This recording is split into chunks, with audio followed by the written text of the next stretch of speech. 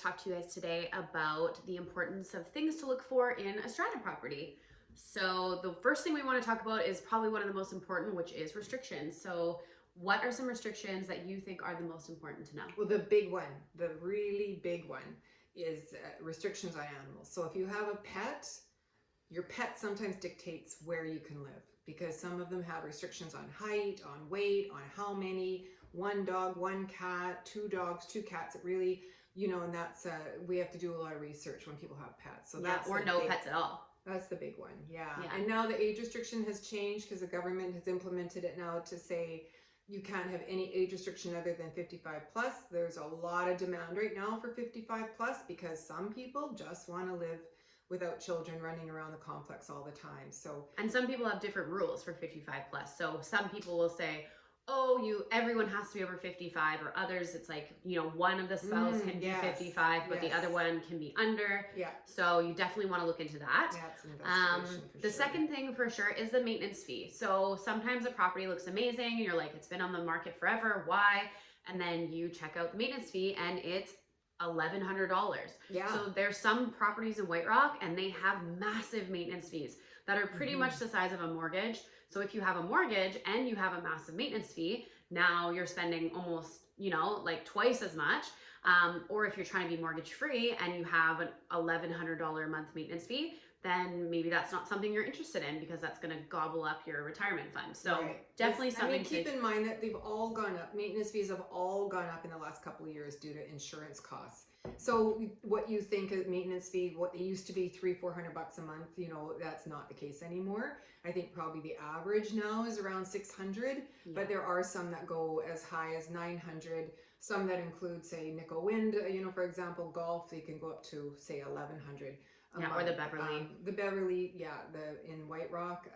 But again, they are really high, but they also have a lot of extra things in a lot of these buildings, like the indoor pool and concierge and all those things that some people want, but other people are like, no, I don't want to spend $1,200 a month to live clear title in a strata.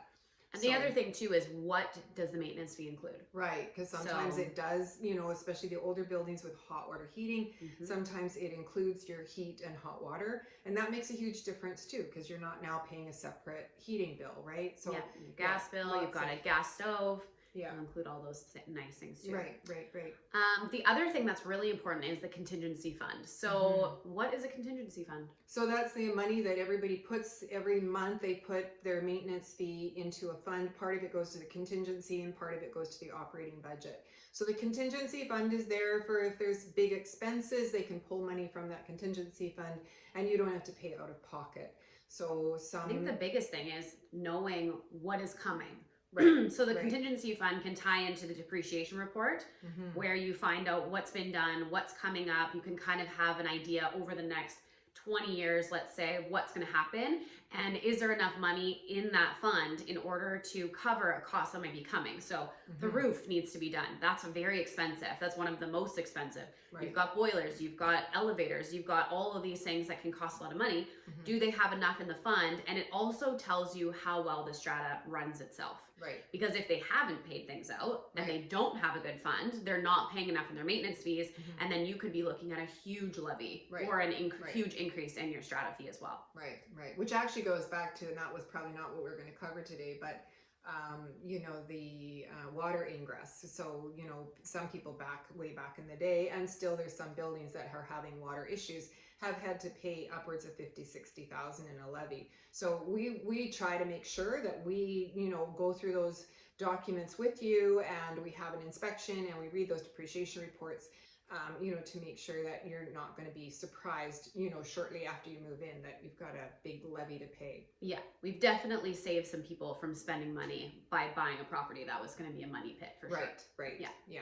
So the other thing is, like we said, levies. So what has already happened? What have people paid? What's coming up? So that's something you want to know. If a levy happens before the property closes, it's actually the seller's responsibility to pay for that levy. But if it happens after the closing, then that's on the buyer's shoulders. So if you didn't do your homework, or something just came up and you just moved in and you're really upset about it, unfortunately, you can't go after the seller for that, because once the property is yours, it's yours. So it's really important to read those documents, and we will help with that, of course. Yeah, and so another thing that's really important to people is the bylaws, because some people will not live in a strata where they're not allowed to barbecue, because some people, that's just part of their life, and they barbecue 3-4 times a week and could not imagine not being able to barbecue. So there are some complexes that just have too many restrictions, pet restrictions, age restrictions, barbecue restrictions. Fire pits.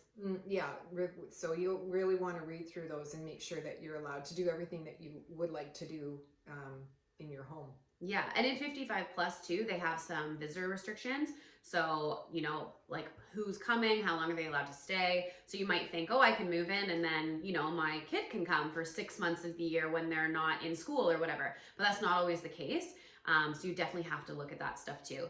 And then there's also things like parking. So, what can you park in your strata property? Sometimes you have a work vehicle and they don't allow work vehicles to be put there. Maybe you have a travel trailer. Some complexes do have an RV section, but obviously it can't accommodate every single person's RV. So that's something to think about too. Might have to go on a wait list. Yeah. Might have to go on a wait list, might have to get RV storage, which is going to be another cost to you per month. Maybe you have a boat, right? So these are all things you have to think about, especially if you're thinking detached home or a strata home. You have to start adding up those things.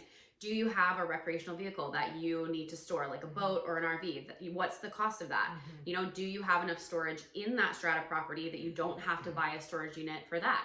Do you have, there's so many things on top of the maintenance fee, on top of all these other things that could come up in the complex as well. So and sometimes people assume when a townhouse has a driveway that you can park your third vehicle there, but you have to read the rules, because we've had people who, it makes no sense to us why the complex says even if your car fits on the driveway, you're not allowed to park a car on the driveway when you own the property. So you really have to read those rules, and sometimes you may not agree with them, but you don't want to move into some place where you end up with conflict with other residents or strata council members because you're doing something against the rules, which actually goes back to the dog thing too.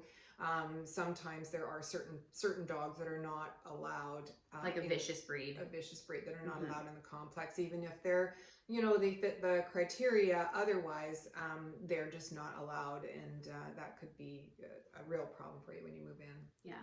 So these are the most important things about strata. It's really important to have someone that's experienced. That's why it's nice to have a realtor on your side who's checking all these things, because you might be at the very top tier of let's buy a really nice townhouse, say for $900,000 because the mortgage is cheaper. But then when your realtor looks into it and really breaks it down, maybe it is cheaper for you to buy a detached home for 1.1 because your mortgage might be a little bit higher, but you're not paying the maintenance fees, the storage fees, etc. It fits your lifestyle better. So definitely reach out if you have any questions, and we